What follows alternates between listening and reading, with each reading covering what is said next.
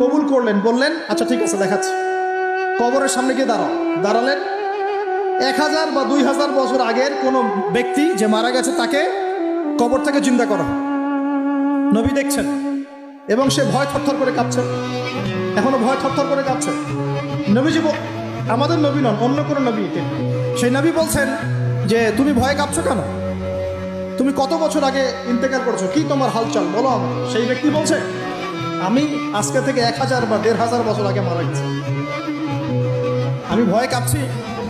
যখন আমি মারা যাচ্ছিলাম, মালাকুল মউত যে আকৃতি নিয়ে আমার সামনে এসেছিল, ওই আকৃতি আমি এখনো ভুলতে পারি না, তাই দেখে আমি থরথর করে কাঁপছি। তিনি বলছেন যে আমি 1500 বছর হয়ে গেছে আমার মউতের, কিন্তু আমার দেহ থেকে এখন পর্যন্ত রূহ কবজ করার যে কষ্ট, এই কষ্ট এখনো যায় না। আর এই সব দুর্নীতি করে আর অন্যায় করে মানুষের সম্পদ আত্মসাৎ করে অন্যের উপর অত্যাচার করে আমি ভাবছি যে আমরা কালকে আমাদের মনে পার পেয়ে যাবো।